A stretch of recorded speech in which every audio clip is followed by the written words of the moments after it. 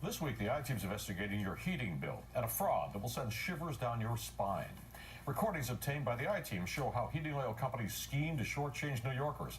In part 2 of our series, Heating Oil Heist, Chris Glorioso introduces you to victims and reveals just how they were ripped off and left in the cold by companies paid to keep them warm. Chris? But Chuck, this series is about stealing heating oil, but you don't have to use heating oil in your home to be a victim. Crooked fuel truck drivers have scammed public schools, courthouses, and hospitals.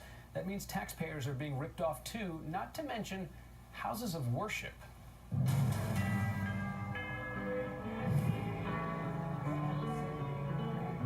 It takes a special kind of dishonesty to cheat a church. At the Church of the Ascension on the Upper West Side, heating oil thieves might as well have been stealing from the poor box when they billed for hundreds of gallons, never delivered. Investigators say these driver logs show an oil delivery man stealing 360 gallons from the church in 2015 and 200 gallons stolen the prior month.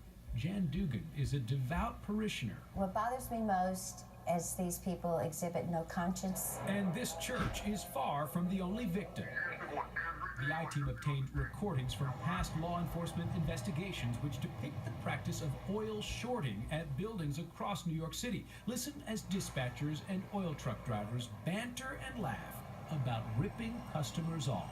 We wanted to learn how to pump the oil, right? So I used to make them steal the oil from his own tank. He didn't even know what he was doing.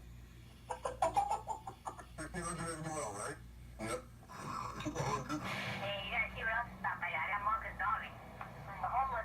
In that last recording, a driver boasts about cheating this Brooklyn homeless shelter out of oil. That means he cheated poor people like Frankie Garcia, a chef who became homeless after undergoing open heart surgery and losing his job. The people that do this, that's not right, because they already got money.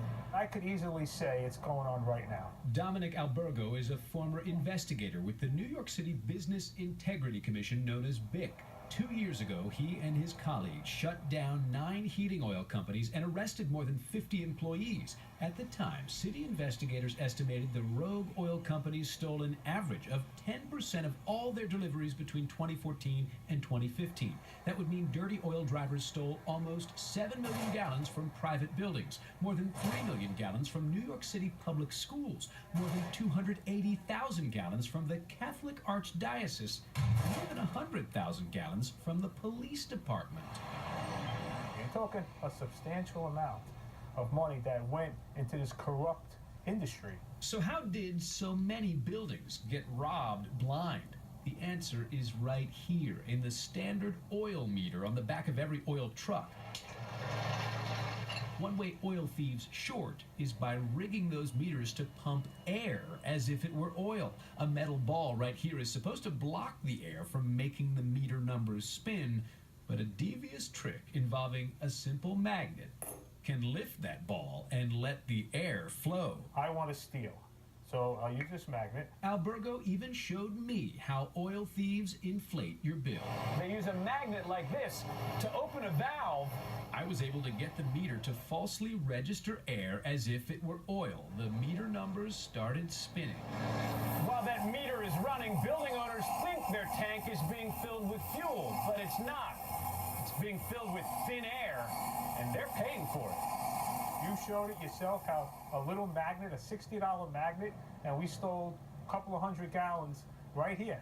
And, you're not an oil guy. Should we trust our heating oil drivers? I think you should trust the companies that are out there. Rocco Lacertosa heads a trade group that represents about 30 New York oil dealers. He says the theft problem is being overblown, and he estimates less than 3% of his industry engaged in oil shorting. They have no place in this industry. They have no place in this city.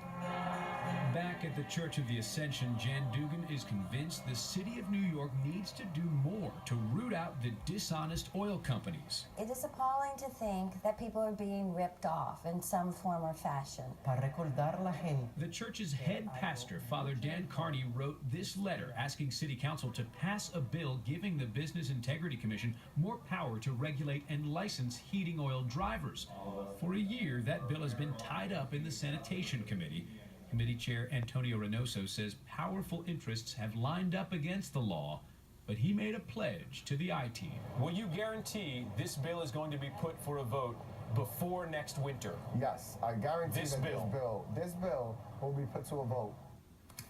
Councilmember Reynoso told us he does not yet have the votes to pass that bill that would force heating oil companies to play by new rules.